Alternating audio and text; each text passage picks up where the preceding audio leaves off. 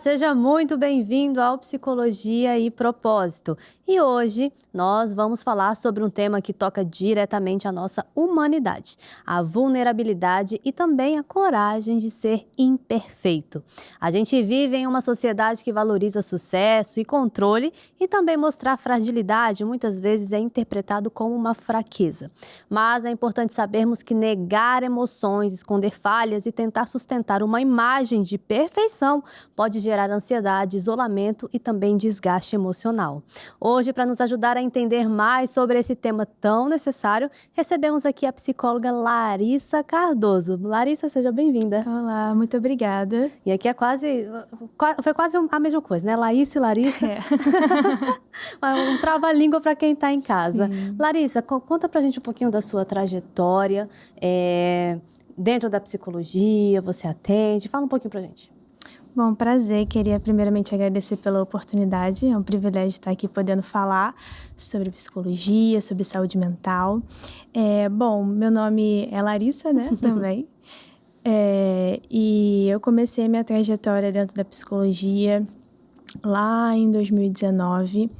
E eu sempre amei cuidar de pessoas, ouvir pessoas, e isso foi muito de encontro com a minha história familiar também, identificando que dentro do contexto em que eu vivia ali existia uma necessidade de saúde mental, sabe? Então, foi algo que perdurou ali pela minha adolescência, pelo meu crescimento, e descobri que dentro da psicologia existe esse lugar para cuidar da saúde mental, cuidar das pessoas, ouvir.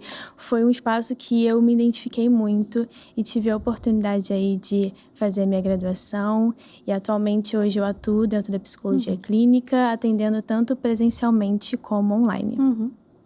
Maravilha. E esse tema de hoje, por que muitas pessoas associam a vulnerabilidade à fraqueza? Olha, eu acho que hoje em dia a vulnerabilidade ela é vista como um risco, sabe? E ainda mais na sociedade que a gente vive hoje, de muita estética, muita preocupação com o que está sendo visto e com o que está sendo exposto ali, as pessoas elas não querem mostrar aquilo que é vulnerável. Sim. Aquilo que talvez expõe elas, né? E acho que a vulnerabilidade, ela é vista muito como um lugar de risco e um lugar de exposição no sentido negativo. Sim. E não necessariamente a gente vai estar nesse lugar de vulnerabilidade e de exposição em algo que nos prejudique. Pelo contrário, sabe? Então, hoje existe muito uma frase de que você precisa ser forte o tempo inteiro. Exatamente, que você precisa se manter firme ali. E as redes sociais, elas não mostram isso, né? Então, isso só fortalece e intensifica mais essa visão de que eu preciso ser forte, eu preciso estar bem, eu preciso sustentar tudo e o mundo. E não é essa a realidade. Não. E aí, quando a gente olha para a vulnerabilidade como esse lugar de risco, de exposição, num viés assim negativo, as pessoas elas tendem a encarar isso como uma fraqueza. Se eu estou me expondo ali, se eu estou sendo vulnerável, eu estou sendo fraco. Mas pelo contrário, existe um lugar muito precioso dentro da vulnerabilidade. Sim. A gente fala de vulnerabilidade, como você trouxe, né? Pode ser associada a uma fraqueza e tudo mais. Mas tem pessoas que não se permitem também entrar nesse lugar de estar vulnerável, porque na cabeça delas, elas têm que ser superior o tempo inteiro. Exato. Tem também esse contraste, né? Verdade. Eu sei mais, eu consigo fazer, o meu trabalho é muito melhor do que o seu, então como que eu vou entrar no lugar de vulnerabilidade se o meu pensamento é esse também? É verdade. É completamente difícil. Sim. E como que a busca constante por perfeição e pode impactar a saúde mental das pessoas? Olha, esse é um tópico muito sensível. Porque acho que esse lugar de perfeição, ele é um lugar inalcançável. Porque todos nós somos imperfeitos e precisamos lidar com algum tipo de imperfeição, sabe? E isso impacta a nossa saúde mental ali quando a gente entra num lugar de autocobrança. Sim. Um lugar ali de autocrítica também, o tempo todo a gente não está satisfeito com aquilo que nós estamos fazendo, com aquilo que nós somos, mas muito entrando nesse lugar de perfeição que é inalcançável. Sim. E aí, quando se torna inalcançável, prejudica a gente de todas as formas, porque a gente não consegue lidar com uma vida equilibrada e saudável, porque a gente o tempo todo está querendo alcançar algo que não é alcançável. Exatamente. E acaba sendo um lugar irreal pra gente, sabe? Isso prejudica muito a nossa saúde mental. Por várias vezes, né? Você também que atende, você já deve ter passado por isso. Na terapia, os pacientes colocam metas surreais, Sim. né? Não só metas de atividade física, alguma coisa do tipo, mas também metas assim, não, eu tenho que me tornar essa pessoa aqui num prazo X, né?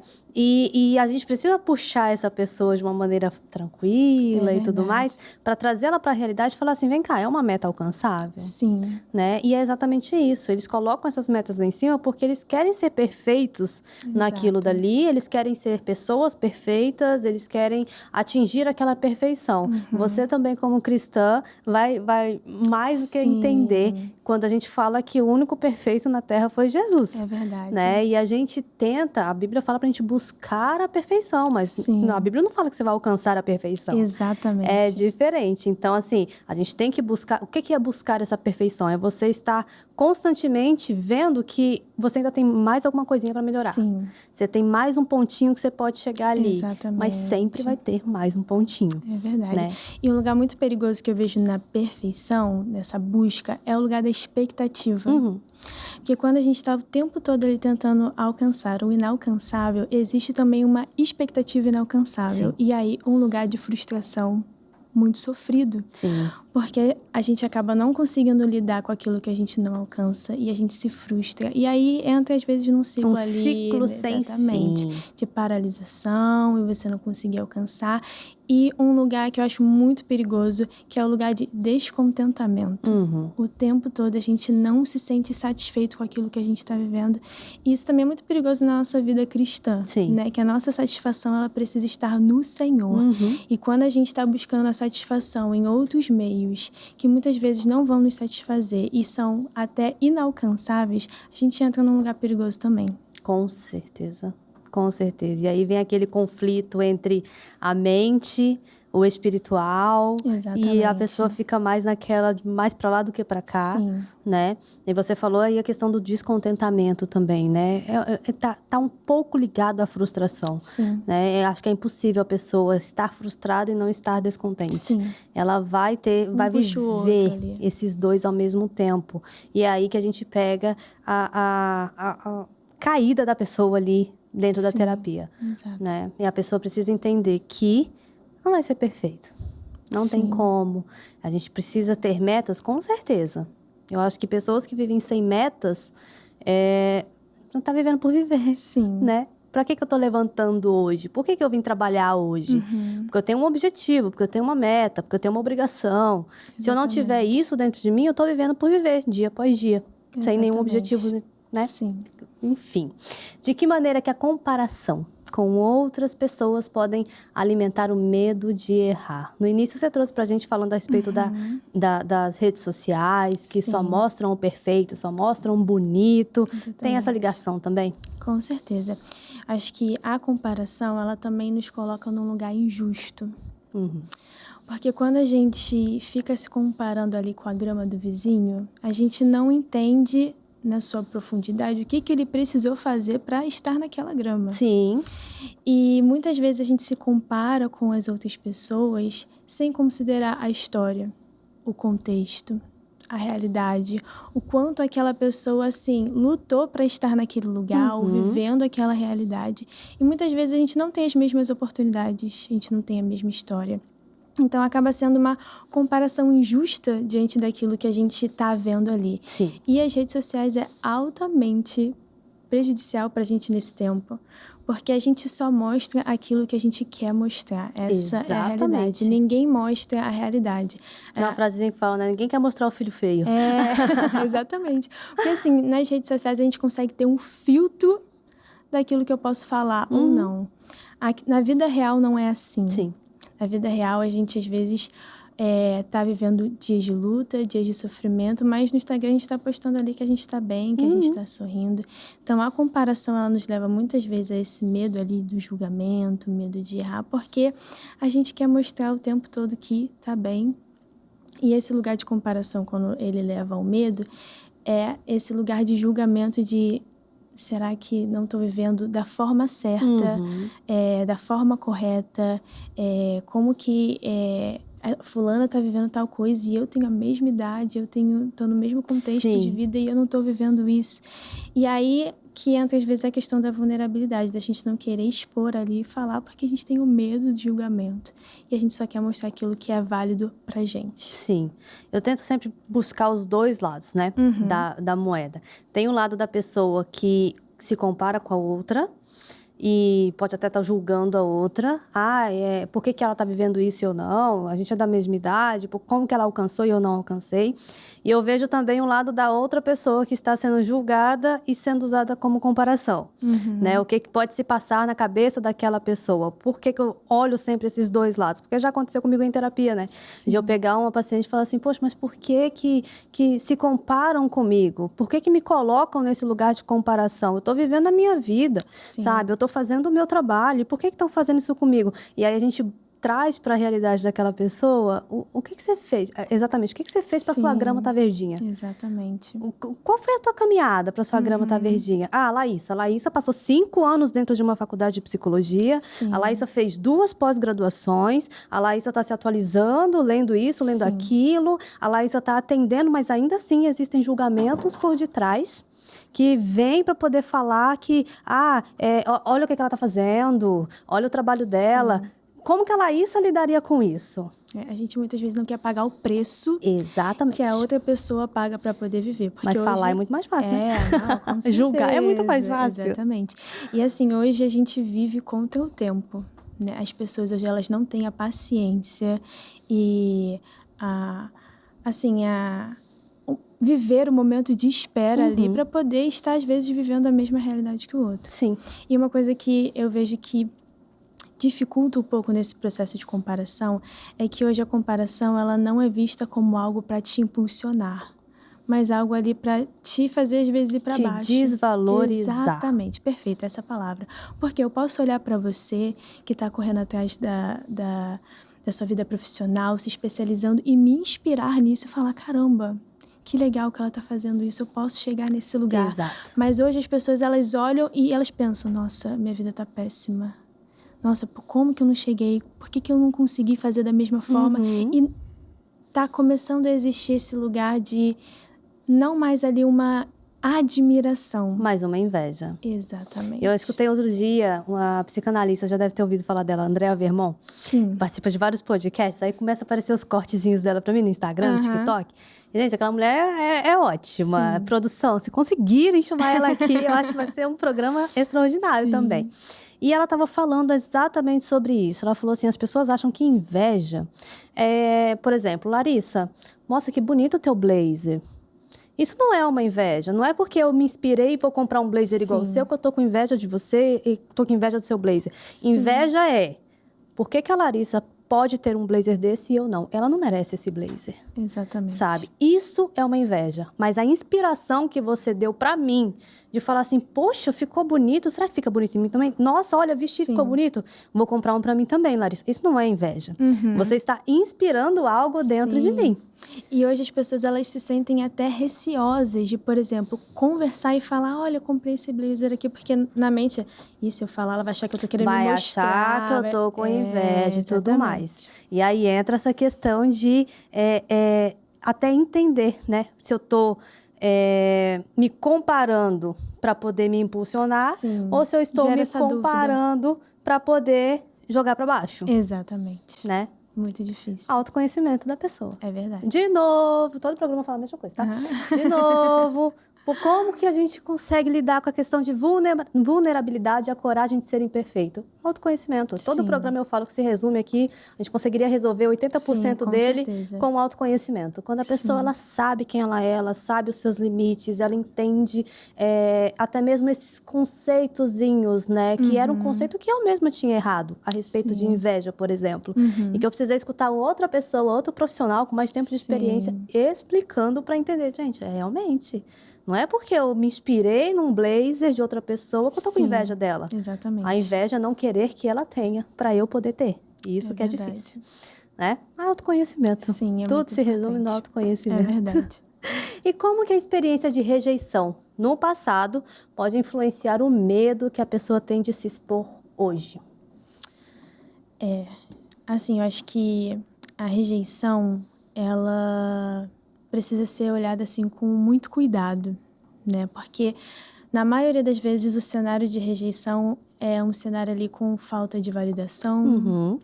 é um cenário onde a pessoa não foi aceita, é um cenário onde a pessoa, de fato, ele foi rejeitada dentro de algum cenário, alguma história.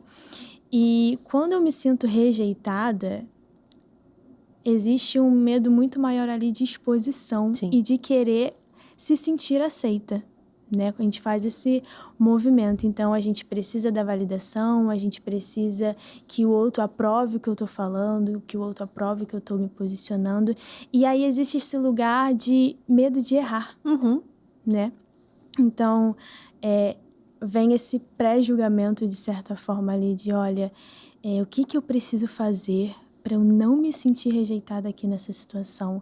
E como agir dessa forma sem ser julgada? O Sim. que será que o outro está esperando de mim? O Sim. que será que eu preciso fazer ali para não ser rejeitada de novo? Sim. Então, assim, esse medo de julgamento, ele vem muito desse lugar da aceitação, da validação, que foi o que você trouxe, que é muito importante. A questão do autoconhecimento, Uhum. dentro desse processo ali de rejeição, que precisa ser tratado dentro da terapia. Isso é muito importante. Porque o medo de errar, o medo do julgamento está ligado ali o quanto eu sou aceita, o quanto eu vou ser aceita e reconhecida Sim. dentro daquele contexto ali. E acho que vem também na questão de generalizar tudo. Sim. Eu fui rejeitada uma vez, eu fui julgada uma vez Você projeta em tudo que por você uma vê. pessoa Exatamente. e agora não posso mais fazer porque a partir de agora todo mundo vai me Exatamente. rejeitar, todo mundo vai me julgar, todo mundo vai falar disso, daquilo outro, se eu fizer Sim. novamente. Eu penso assim, eu vi que você também é palestrante. Uhum. Imagina você numa palestra que tenha 100 pessoas. Sim. Você vai falar sobre um assunto e você vai expor talvez a tua opinião sobre alguma coisa. Você acha que as 100 pessoas vão aprovar o que Pois você é. está falando? Todo mundo tá ali é porque pensa igual a você. Sim. Não é dessa forma, né? Então a gente tem que entender que pode ser que você discorde de mim, tá tudo certo, Sim. né? Você tem sua opinião, eu tenho a minha. O que não pode acontecer é o julgamento, É verdade. né? Mas e se acontecer, como que eu lido com esse julgamento? Sim. Eu acho que é esse lugar de autoconhecimento que você trouxe. De saber que precisa existir um respeito. De, Sim. ok, se você tiver uma opinião diferente da minha, tudo bem. Isso faz parte da nossa humanidade. Sim. Cada um tem ali a sua visão, enfim.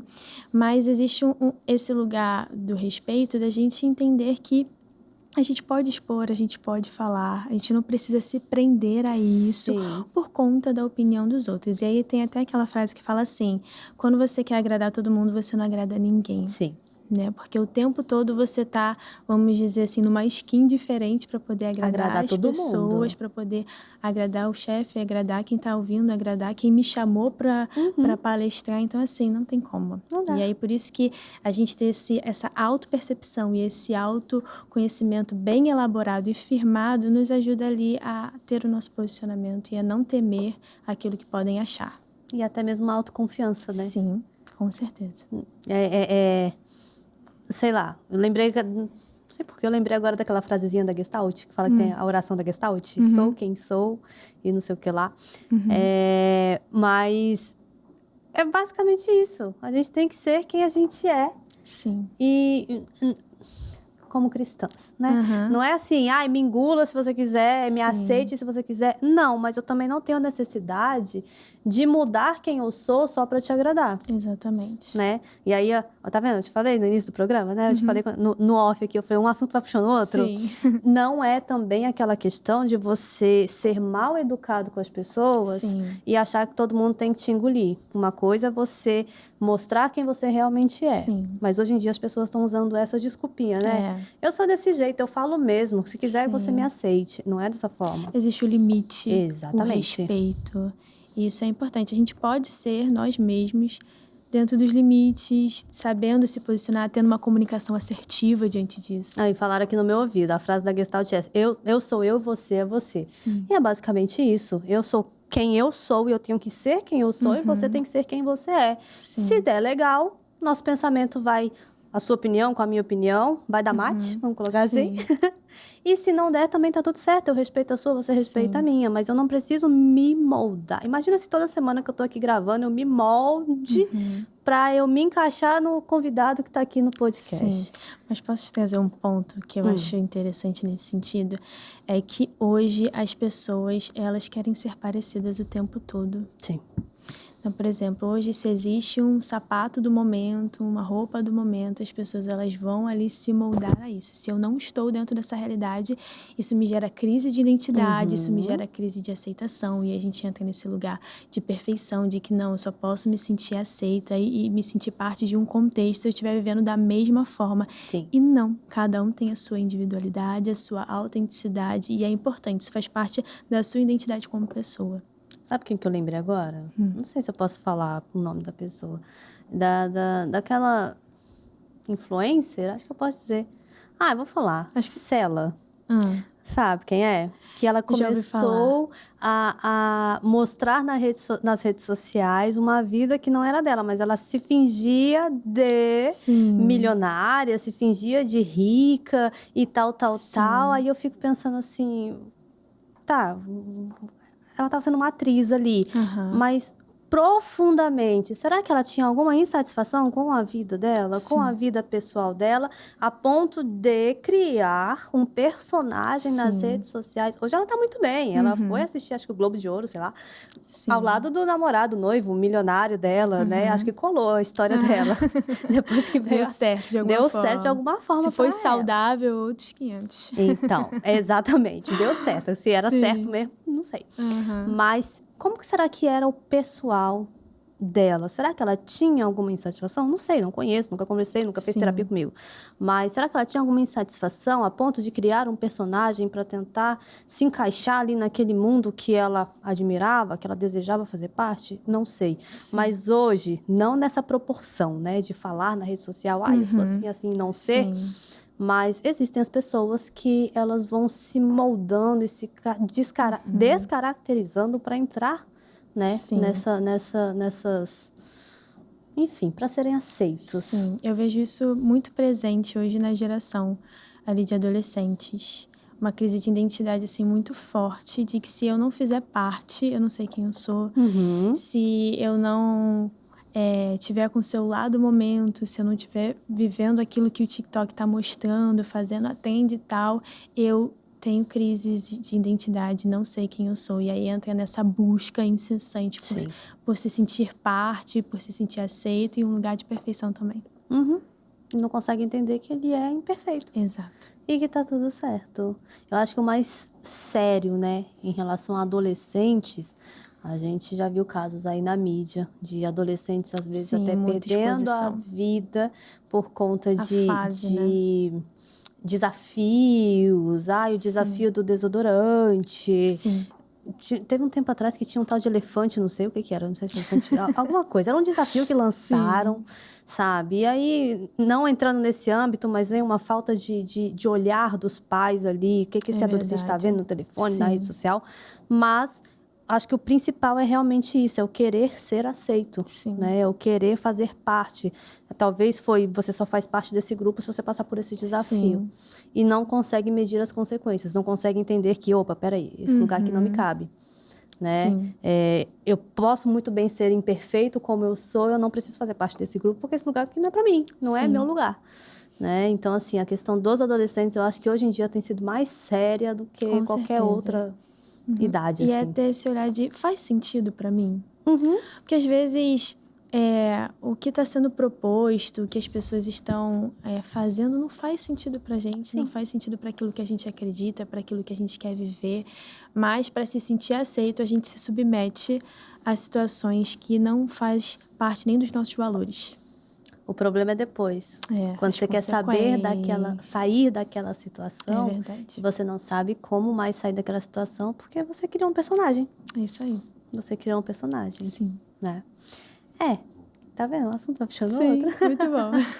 Mas essa questão da rede social é realmente não deixar as pessoas vulneráveis, para que Sim, elas se mostrem perfeitas o tempo inteiro, né? sim, O que a gente trouxe no início, que a vulnerabilidade ela vai trazer para você uma imperfeição, um julgamento, né? E tudo mais. E quando a gente fala de coragem de ser imperfeito, na primeira vez quando eu peguei aqui, que a produção passou e eu olhei esse tema, eu falei assim, caramba, coragem de ser sim, imperfeita. As pessoas realmente, elas não têm coragem de ser sim, imperfeitas. Mas isso é algo muito legal. Acho que quando a gente trabalha habilidades sociais dentro da terapia, a sim, gente é podia trabalhar verdade. também a coragem de ser imperfeito. Sim, Mas acredito que ia ser pouco aceito pelos é. pacientes, né?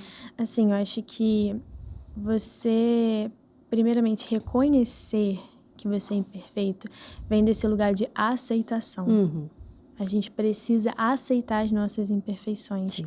E aí, até entrando no lugar da TCC, né? A transformação, ela começa quando a gente reconhece. Então, a gente precisa reconhecer as nossas imperfeições e aceitar que todos nós somos imperfeitos, Uhum. todos nós temos altos e baixos. E você admitir isso, estar nesse lugar de aceitação, é muito corajoso. Sim.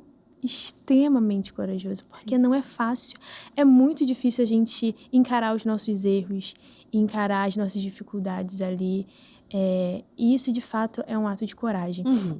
Eu fiz parte de um treinamento de liderança que na palestra foi dita uma frase que eu nunca mais esqueci, que era assim: as pessoas elas podem se impressionar e admirar as suas qualidades, mas elas se conectam com a sua vulnerabilidade. Uhum. Então, assim, você ser vulnerável é extremamente corajoso ali, porque isso conecta muito mais do que apenas a admiração e com aquilo que você pode oferecer do seu melhor Sim. dentro desse lugar de perfeição, sabe? Então, assim, é de fato um ato corajoso você admitir quem você é para além das suas qualidades. Acho que é porque também, né? Raramente você vai achar pessoas que vão combinar com as suas qualidades. Sim. Mas quando a gente pega os defeitos e a gente começa a falar dos nossos defeitos, as pessoas falam Nossa. assim, mas eu também sou assim. Sim. Nossa, eu sou pior do que isso. Eu acho Sim. que é por isso que as pessoas se conectam tanto Muito mais. E assim, pela nossa, você vulnerabilidade. realmente vive isso? Porque eu achei que você vivia uma coisa totalmente Uhum. diferente. E nossa, eu também estou no mesmo barco que você. E que bom, gera essa conexão. Sim. Às vezes eu passo aqui no corredor e falo assim, vocês me vêem sorrindo aqui, ninguém sabe um terço do que eu faço. Exatamente. Basicamente isso. Sim. Né? Basicamente isso. Você está colocando sua vida, você está colocando você num lugar de coitadismo, vamos usar essa palavra, nem sei se existe. Uhum. Não tô, eu tô falando a realidade. Sim. A gente não vive uma vida perfeita. Quantos desafios você passou hoje antes de você chegar aqui? Sim. Vai dizer que você não passou nenhum estresse, nem no trânsito, nem em casa. Sim. Passou. E a gente certeza. acha que, não, nossa, acordou linda, bela hoje, se arrumou sorrindo, veio pra cá de super bom humor, Sim. veio de helicóptero pra não passar estresse no trânsito e tá aqui linda. Não é assim, a gente passa por várias coisas, mas a gente tem que saber lidar com cada uma delas. É verdade. Mas existe diferença entre exposição excessiva e a vulnerabilidade saudável? Com certeza. Eu acho que assim, quando a gente entra nesse lugar de ser vulnerável com alguém, a gente precisa olhar para alguns fatores, né? Se a pessoa ela é uma pessoa confiável para você, se você tá num espaço seguro ali, se você vai ser julgado de alguma forma. Então, isso vem muito de um olhar ali quando você busca uma vulnerabilidade ali saudável. Agora, eu vejo que a vulnerabilidade excessiva, ela entra muito num lugar ali de validação, que você busca ali a validação e você faz com qualquer pessoa, é vulnerável com qualquer pessoa, se abre com qualquer pessoa. E muitas vezes esse lugar é um lugar de impulsividade, sabe? Você acaba estando ali na necessidade de falar, mas sem considerar aquilo que é importante para você dentro dessa abertura saudável. Então, você não considera a pessoa, você não considera o espaço que você está inserido ali para falar, você não considera nem se o tempo que você está falando ali é o momento para você falar. Então, muitas vezes, essa impulsividade não leva a gente a considerar o que a gente precisa dentro desse espaço seguro que a gente precisa ter, que aí a terapia é esse lugar. Sim. Né? Imagino que você, como palestrante, a importância da sua inteligência emocional para estar em cima de um palco e palestrando, porque quando você está ali, você também está vulnerável. Sim. Você está vulnerável a julgamento, você está vulnerável a certeza. aprovação, você está vulnerável a dedos apontados, você está vulnerável a, não sei, espero que isso nunca tenha acontecido com você, mas alguém levantar na plateia e falar, discordo completamente do que você está falando, você não sabe o que você está falando, não sei, algo do tipo, né? A julgamento, você está vulnerável. Então, palestrantes precisam ter essa inteligência emocional. Com certeza. Eu acho que existe uma linha tênue nesse lugar, porque quando a gente se expõe ali, a gente é vulnerável também, existe esse lugar de conexão. Sim. Mas também existe um lugar de preconceito com o psicólogo nesse lugar, sabe? Então, quando você se faz vulnerável sendo psicólogo, você é tipo, como assim você, psicólogo, tá querendo, inclusive, palestrar aqui e falar sobre certo assunto que você passou, que autoridade você tem para falar sobre isso? Mas, acima de tudo, nós somos humanos. Sim. Existe uma humanidade para a gente também, existe vivências também dentro do nosso contexto. A gente também faz terapia, tá bom? Se você não sabe, porque a gente precisa estar nesse lugar também. Então, assim, isso que você falou em relação à palestra é muito real, porque às vezes a gente tá aprofundando ali, tentando trazer conexão com o outro e você percebe pelo olhar o julgamento. E aí entra muito nesse lugar de você ter o autoconhecimento, de você saber o que você está fazendo ali, de você saber quem você é e que aquele olhar ele não precisa te afetar. Exatamente. Porque você sabe o que você está trazendo ali. Então, com certeza, acho que tanto num contexto pessoal ali, quanto num contexto profissional, existe essa linha tênue de você saber até que ponto o limite, a pessoa, o ambiente, isso tudo faz parte de um contexto ali, quando você decide ter ali um momento de vulnerabilidade, de abertura de forma saudável. A primeira vez que eu dei uma palestra foi uma palestra online. Uma empresa me chamou, se eu não me engano, era janeiro? Não, Setembro Amarelo. Não era Janeiro Branco, era Setembro Amarelo. Sim. E aí foi até uma paciente minha que perguntou, você dá palestra? Eu falei, dou também. Tal, mas se é fora do Rio, eu não posso ir até lá. Então, vamos fazer online, na empresa do meu pai. Eu falei, tudo bem. Mulher, eu tava achando que era uma empresa, tipo, pequena. Quando eu entrei na sala de reunião, tinham 180 e poucas pessoas. Chegou no auge de 200 e poucas pessoas na sala de reunião. E era a primeira palestra que eu estava dando. Eu me estruturei tudo, sentei, estudei, papapá, nananana. Falei, não, vai dar certo, deve ser umas 30, 50 pessoas. Quando chegou no auge de 200 e poucas pessoas, eu falei, o que eu tô fazendo aqui? Vou fingir que a internet caiu, né? E algumas pessoas deixaram a câmera aberta, outras pessoas fecharam a câmera. E na minha cabeça, a primeira coisa que eu vi, quando tinham pessoas com a câmera aberta, pessoas com a câmera fechada, a primeira coisa que veio na minha cabeça é, quem tá com a câmera fechada não quer estar aqui. Ela tá aqui porque a empresa deve ter obrigado ela a estar nessa palestra do Setembro Amarelo. Quem tá com a câmera aberta tá com maior interesse de entender o que eu tô falando. E aí, tinham bastante pessoas com a câmera aberta, mas tinha algumas poucas com a câmera fechada. E eu falei assim, e agora? Eu vou me deixar abater. Eu na minha cabeça, né? Enquanto a moça do RH ainda estava falando e tudo. Eu vou me deixar abater pelas câmeras fechadas. Ou eu vou contribuir para quem está com a câmera aberta e realmente quer entender sobre o assunto. Aquilo ali eu tive que me posicionar comigo mesma. É a forma como a gente enxerga a situação, né? Sim. Faz total Exatamente. diferença. Que você pode olhar ali para as pessoas que estão com a câmera aberta e ver que existe um olhar de interesse e aquilo ali vai te dando combustível para você continuar. Ou você pode olhar para todas as outras câmeras fechadas e isso te afetar naquilo que você pode trazer. E me desestruturar. Exatamente. E me desestruturar. E esse dia, eu ainda lembro que foi um caos. Porque enquanto eu estava lá dando a palestra, subiu uma mensagem da escola da minha filha. Oi, mãezinha. Boa tarde.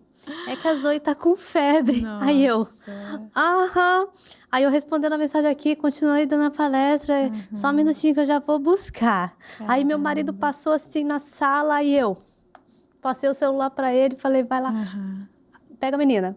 Aí meu marido chegou em casa, de trás da minha câmera, ele olhou pra mim e falou assim, onde tá o remédio? Aí eu falei... Então assim, foi um caos que eu tive que consegui administrar equilíbrio aquilo. emocional total. E se não tivesse? Eu simplesmente teria apertado o Sim. botão e falado, não, gente, desculpa, minha internet caiu, não deu pra continuar. Não ia mentir, não ia Sim. fazer isso, né? Então, é um momento em que a gente precisa entender que tô vulnerável. Sou perfeita? Não sou. Aconteceu uma situação depois, eu conversei com a pessoa do Sim. RH, que me contactou e tudo mais. Eu falei, olha, aconteceu tal situação. Nossa, sério, a gente nem percebeu. E eu falei, para, né? Sim. Para. Mas eu falei, aconteceu tal situação, então durante a palestra eu precisei administrar isso, não sei se ficou perceptível, tal, mas se sim, vocês me desculpem, nananã. Mas olha, muito legal a sua postura, que é um lugar de vulnerabilidade. Sim.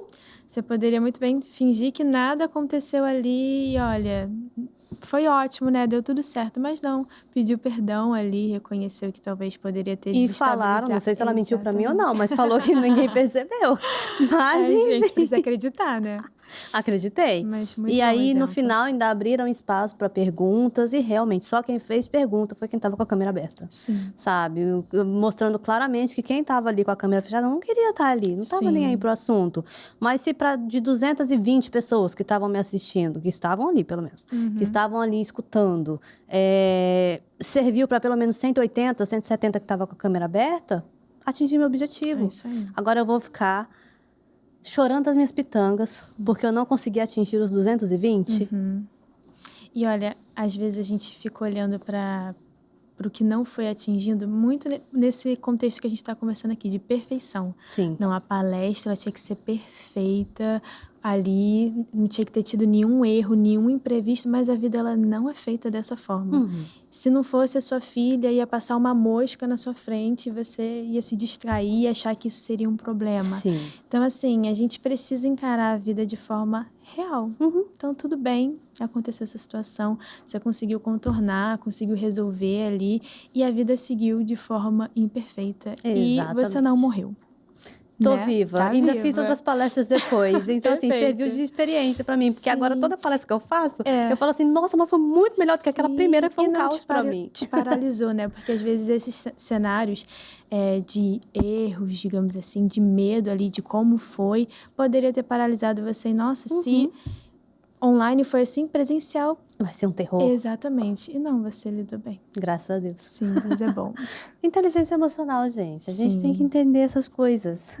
Como que a Importante. autocrítica? Acho que a autocrítica é uma coisa terrível, porque isso Sim. pode desestruturar completamente uma pessoa. Como que ela interfere na aceitação das próprias imperfeições?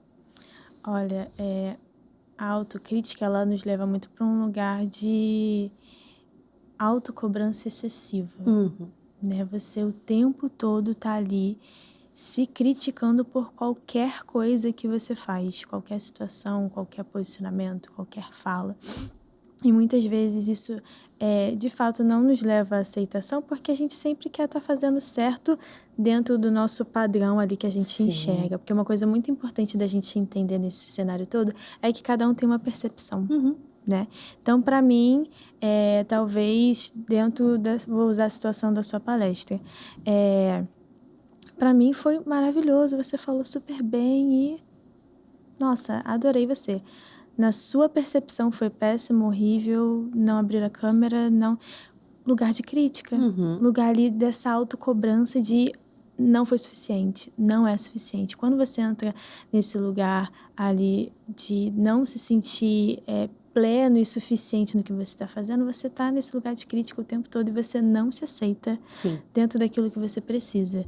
Então, a crítica, ela é um rival, assim, pra gente nesse lugar. Tanto de aceitação, como também de autoconhecimento. Porque eu vejo muito que a crítica, ela não nos permite entrar nesse lugar de autoconhecimento. Porque o tempo todo a gente está insatisfeito com aquilo que a gente teria que fazer na nossa mentalidade, né? Sim. Quando a gente lida com cristãos, eu não sei, eu já até comentei isso aqui, depois que eu coloquei no meu Instagram, por exemplo, que eu sou psicóloga e cristã, isso me abriu muita porta para pessoas de dentro da igreja virem fazer terapia, porque tem aquele tabuzinho, né? Ah, não, mas eu sou cristã, não sei o quê, para que eu vou fazer terapia?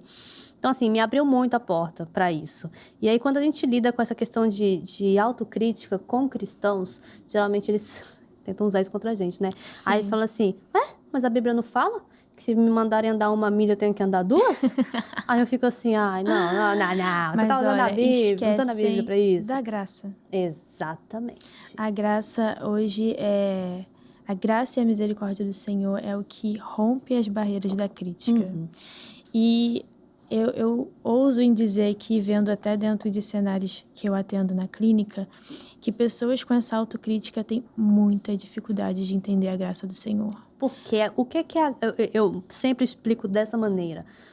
A Bíblia fala que, a respeito das misericórdias do Senhor. Sim. Fala que elas se renovam a cada amanhecer. Sim. As pessoas não entendem o que é isso. Como assim? A misericórdia do Senhor se renova a cada amanhecer.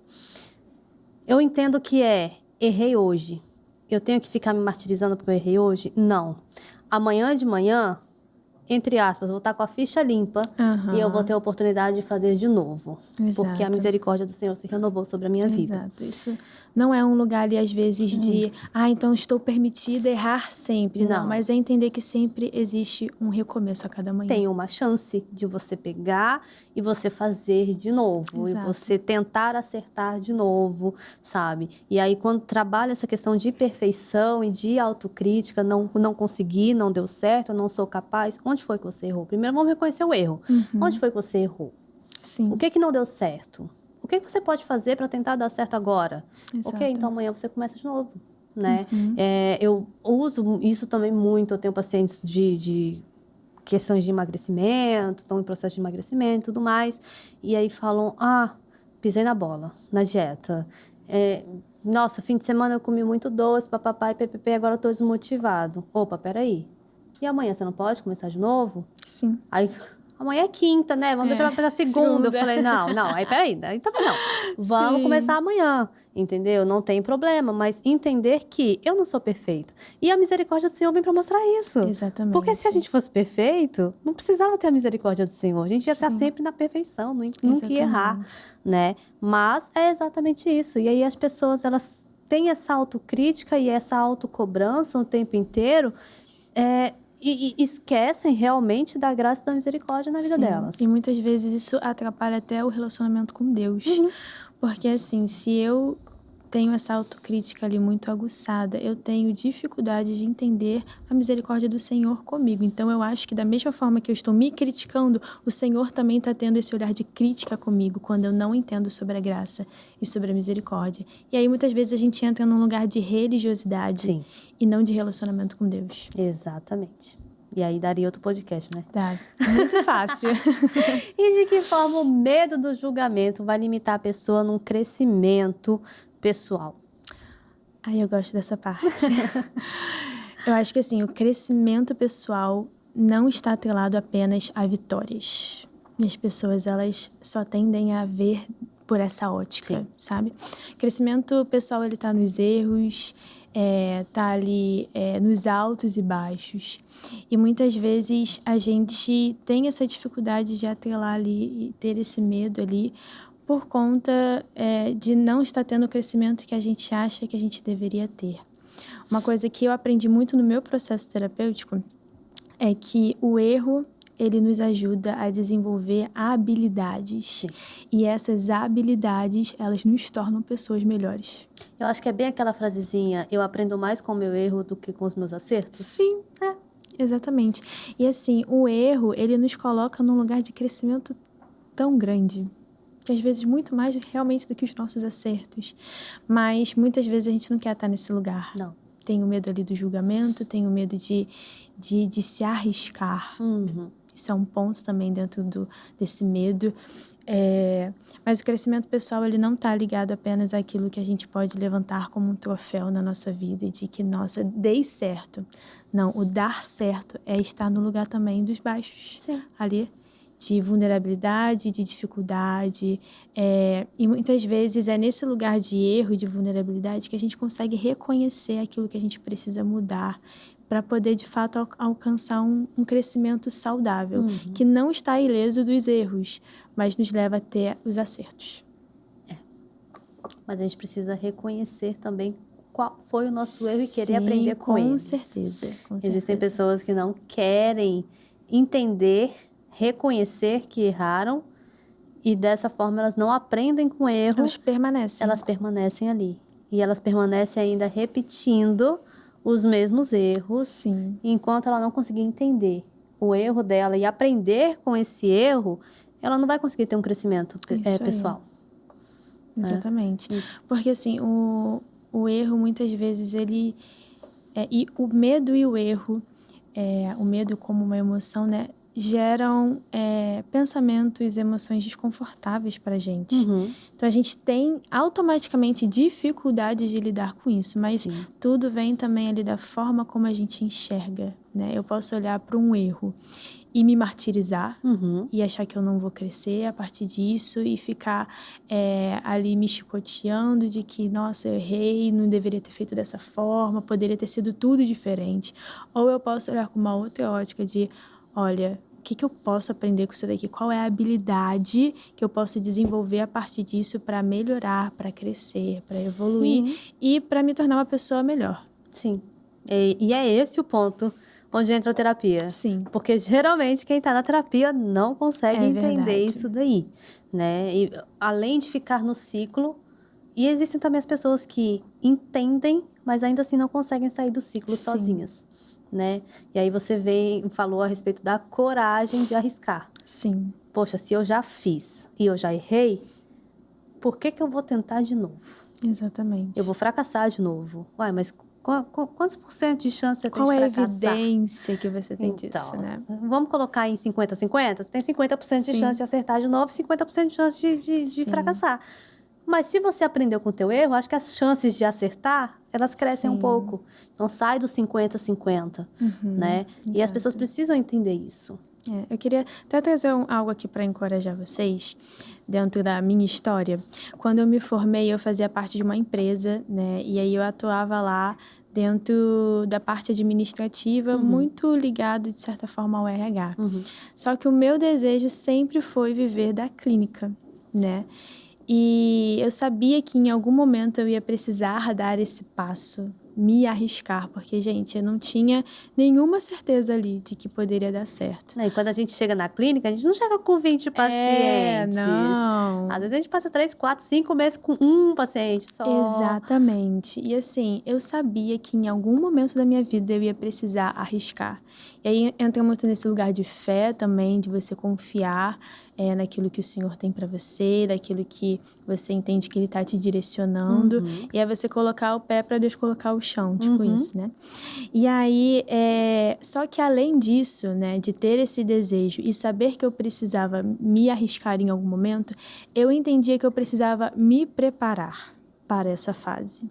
Então, assim, às vezes a gente tem o medo ali, a dificuldade de errar e ter toda essa trava, mas a gente não pensa que a gente pode sempre trabalhar pensando em reduzir os danos. uhum. Então, dentro do meu processo, dessa transição para a clínica, eu me preparei emocionalmente, me preparei ali psicologicamente, assim, e entender, ok, se não der certo, eu preciso ter recursos ali para poder lidar com isso. Sim. Me preparei financeiramente para isso, me preparei dentro da minha rotina. Então, assim, não foi algo apenas de se arriscar aí, mas você pode ter um preparo para às vezes, errar, mas errar menos, Redução digamos. de danos, foi o que você falou. Exatamente.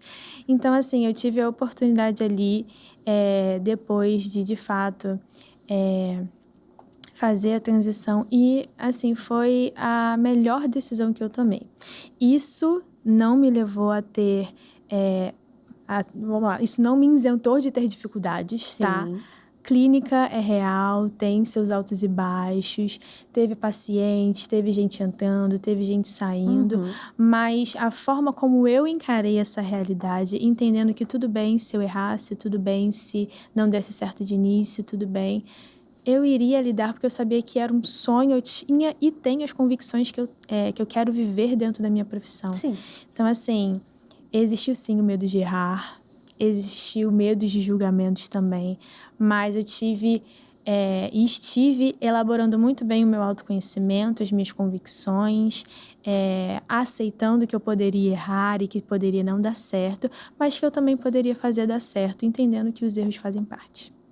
Então, E foi eu muito bom. ainda trago um outro ponto, que se não tivesse certo, graças a Deus, tivesse dado certo, Sim, graças a Deus que deu, Mas com todas as ferramentas que você já tinha trabalhado dentro de você, estaria tudo certo para você Sim. voltar da onde foi que você saiu, Exatamente. né? Eu tenho uma paciente também que ela deixou um cargo público para viver uma outra profissão dentro de TikTok e tudo mais. E não foi de uma hora para outra. Sim. A gente fez todo um processo com ela de mais de um ano, Uhum. sabe? Basicamente, é isso mesmo que você quer? Você está preparada para isso? Faz sentido? Faz sentido para você? O porquê que você quer isso? De início Sim. era assim, não, eu quero fazer uma outra faculdade, ainda não sei do quê. Eu gosto da minha profissão, mas eu acho que já deu meu tempo e tudo mais. Cristã também, ela falou, eu acho que já deu meu tempo, já orei a Deus, tal, tal, tal. Acho que já não é mais isso que eu quero para mim. Eu falei, então, você tem que achar o que você quer para você. Sim. É isso, é aquilo, pesquisa, vai, fala, não, agora eu quero aquilo dali. Tá, mas para você viver isso daqui, o que é que você vai precisar? Uhum. Depois que a gente viu tudo aquilo que ela viu que ela ia precisar, eu falei assim, o que é que você vai perder? Porque você vai ter perda. Sim. Você está com uma vida financeira, uma vida profissional estabilizadíssima. Você vai ter perda, você vai ter prejuízo. Você está disposta a encarar? Você está disposta a encarar esses prejuízos que você vai ter? Vamos enumerar aqui quais são os prejuízos possíveis que você pode ter? E fez toda a lista. Como é que você vai lidar com esse daqui? Sim, colocar na balança. Esse outro aqui, você vai lidar como? Quando você precisar de um dinheiro que você não tiver, porque quando você trabalhava, você tinha. Como Sim. você vai lidar com isso daqui? Tem pessoas ao seu redor que também concordam com a sua decisão e que vão te dar todo esse suporte, até mesmo financeiro? Uhum. Isso, aquilo, mais de um ano depois. Estou preparada. Pedi minha licença sem vencimento. Ela tem, acho que 2 anos de licença sem vencimento. Já se passou um ano. E aí, um dia desse a gente estava falando, eu falei assim, e aí, como é que tá? Ela falou assim, eu tenho mais um ano para fazer isso aqui realmente deslanchar. Porque se eu não conseguir daqui a um ano, eu preciso decidir se eu volto ou se eu fico onde eu tô. E se eu voltar, acabou, não tenho mais a opção de voltar depois. Eu falei, então tá bom, então durante o próximo um ano, a gente vai trabalhar essas duas possibilidades. De você ter conseguido fazer dar certo e você poder realmente abandonar tudo que você queria, tudo que você construiu, e de não dar certo e como é que você vai encarar de volta aquela tua antiga rotina. E ela falou assim, tá bom, então vamos lá, mais um ano trabalhando essas coisas. Sim. E por aí vai. Por quê? Porque eu acho que o ditado, não pode me pegar com as calças curtas, é mais ou menos isso, sim. entendeu? Se eu sei mais ou menos o que está me esperando, eu vou saber mais ou menos como lidar com aquilo dali. O problema realmente não é errar, o problema é a gente focar, na verdade não é um problema, né? O problema não é errar, mas o nosso foco tem que estar em reduzir os danos. Isso é maturidade, isso é saudável. E assim, dentro até da minha história hoje, da minha prática clínica, existem altos e baixos. Não significa que agora que eu transicionei, vivi essa fase que deu certo, que tudo vai dar certo. Não. Sim. A gente vai continuar tendo os nossos erros e os nossos acertos, buscando crescer e tendo dificuldades, às vezes, em crescer, mas não desistindo do lugar que a gente quer chegar. E acho que isso que você trabalhou com ela é de fato, um ponto muito importante pra gente, porque tudo bem a gente errar. A questão é o que a gente faz com o erro. Sim. A gente senta, chora, paralisa, a gente transforma ele em algo para nos impulsionar e continuar vivendo. Porque por mais que você falou, né? E se não desse certo? Se não desse certo, eu ganhei bagagem, eu construí um repertório de vida. Através dos meus erros, eu posso ensinar outras pessoas a não passarem pela mesma situação e impulsionar outras pessoas. Então, assim, tudo é um aprendizado. Tudo. E quando a gente entende que tudo é um aprendizado, a gente vai levando a vida de uma forma muito mais... É verdade, leve, equilibrada. É diferente. Ainda tinha muita coisa para falar hoje. É verdade. Larissa, obrigada pela sua presença, pela sua participação. Passa pra gente suas redes sociais, o pessoal te acompanhar. Sim, bom, meu Instagram é cardoso_Larissa. Lá eu compartilho um pouco da minha rotina, sobre saúde mental e fé cristã também, então você pode acompanhar por lá. É isso, sigam ela lá, peguem todas as dicas, que eu tenho certeza que você vai conseguir entender melhor como que você vai conviver saudavelmente com seus erros. E que não tem problema você ser imperfeito, né, gente? Por favor. A gente também, você já sabe, nosso Instagram, @canal.cjc, e o meu Instagram também, acho que vocês também já sabem de cor e decorado, psi.laissaadria. E conseguiu ver que a imperfeição não é um problema, que você pode viver com ela, então outras pessoas também vão se identificar. Então entra lá no YouTube, no canal CJC Oficial e encaminha esse programa para essas pessoas também entenderem e serem beneficiadas como você foi. E você, muito obrigada pela sua companhia e a gente se vê de novo no próximo Psicologia e Propósito. Até lá!